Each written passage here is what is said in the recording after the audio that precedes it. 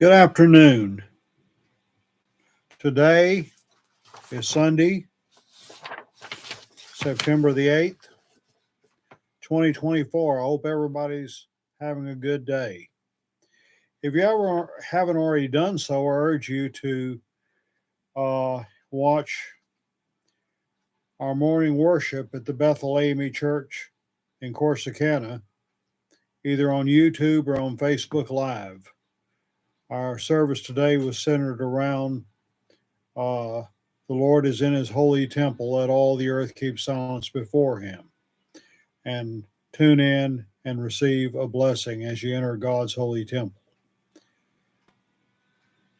I want to go back now 50 years, uh, very eventful year of 1974. Last week I did a video about September 1st, 1974. I remember that day very vividly when I preached at the now defunct uh, New Bethel Baptist Church in Howard, Ellis County, Texas. But um, I'm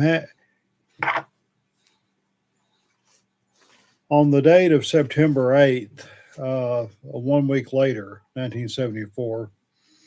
I don't have as many memories about my personal activities that day. A lot of memories about what was going on in the news. That would have been the second Sunday in the month. I would have um, I'm quite confident I attended morning worship at St. Mary's Baptist Church in Waco, where I was serving with the Reverend Dewey Pinckney, longtime pastor of St. Mary's, a good friend who passed away in 1994, 20 years later. I I imagine after lunch, I went to the Baylor Library, where I spent much of my time working on my master's thesis on the Nation of Islam, which I would complete in May of 1976. But the big news on September 1st, not September 1st, September 8th, 1974, was the pardon. U.S. President Gerald Ford made an unpopular decision that would ultimately cost him the 1976 U.S. presidential election, as he announced in a nationally televised speech that he had granted a full, free, and absolute pardon to his predecessor, former President Richard Nixon, for any crimes that Nixon might have committed during the Nixon presidency. Ford said in his speech, I have come to a decision felt I should tell you and all of my fellow American citizens, soon as I was certain in my own mind and in my own conscience that it is the right thing to do. I do know that being on a Sunday, Ford was a member of the Episcopal Church and he attended church that morning, received Holy Communion, and prayed about it and came to the conclusion that this was the right thing he needed to do. He added the Watergate scandal could go on and on and on. Someone must write the end to it. I've concluded that the only I can do that, and if I can, I must. He noted, I'm compelled to conclude that many months and perhaps more years will have to pass before Richard Nixon could obtain a fair trial by jury in any jurisdiction in the United States, and that during this long period of delay and potential litigation, ugly passions would again be aroused, and our people would again be polarized in their opinions. The credibility of our free institutions of government would again be challenged at home and abroad. From what I understand, from the time he took office a month earlier, much of Ford's waking hours were devoted to matters related to Watergate.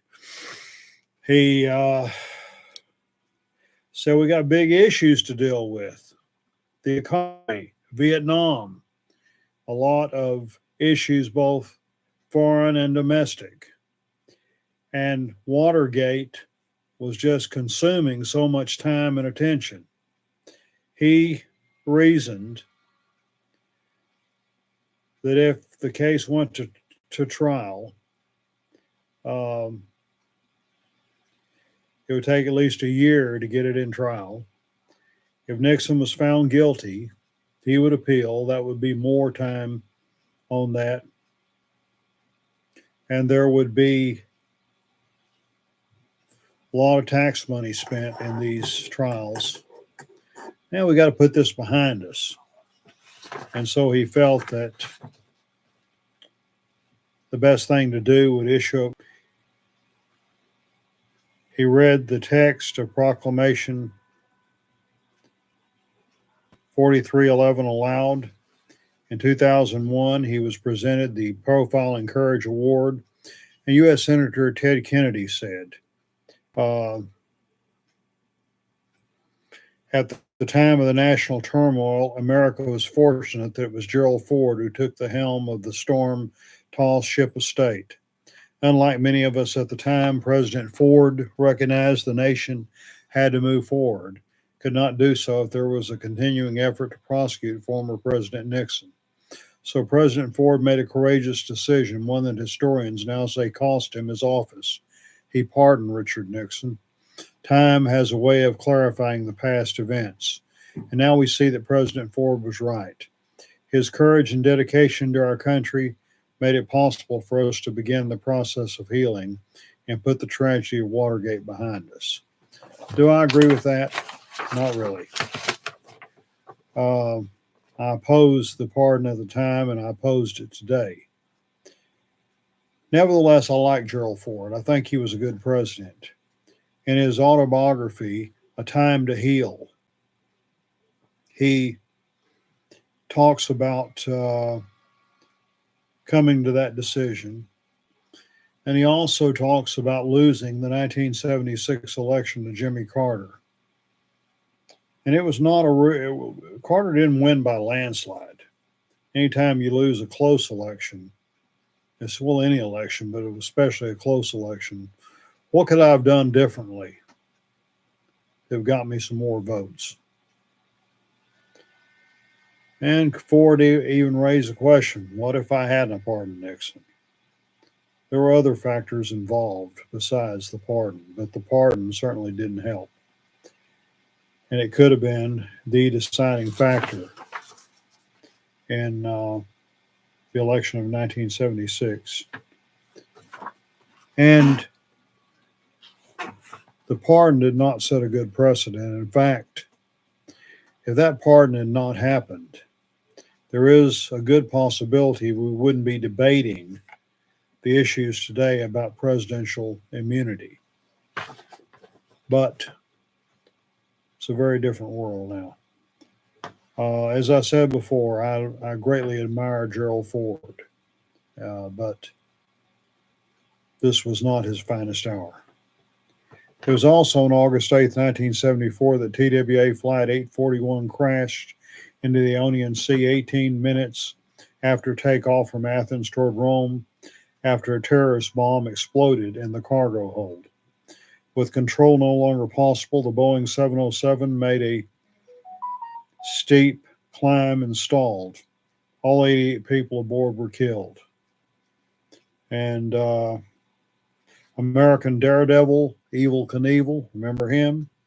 Made a failed attempt to jump over the Snake River Canyon in Idaho aboard the SkyCycle X2, a steam-powered rocket. Although Knievel cleared the canyon, a premature parachute deployment caused the rocket to drift back to the launch side, landing on the bottom of the canyon near the river.